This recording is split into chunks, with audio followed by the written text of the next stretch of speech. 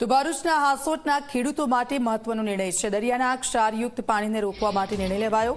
કીમ ખાડી અને વંદ ખાડી પર 2 વિયર બેરેજને અપાય છે મંજૂરી। બંને પ્રોજેક્ટ માટે 227 કરોડની ફાળવણી કરાઈ છે।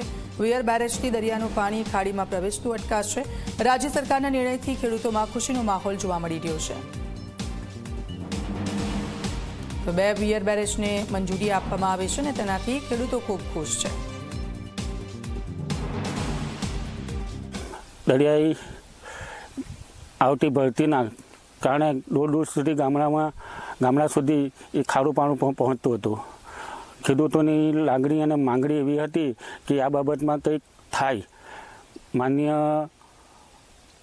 મંત્રી શ્રી ઈશ્વરસિંહ પટેલે ચાર્જ લેતા જ એમને રજૂઆત કરતા એમણે તરત જ રિસ્પોન્સ આપ્યો અને લગભગ 227 બંને થઈને 227 કરોડને મંજૂરી અપાવી।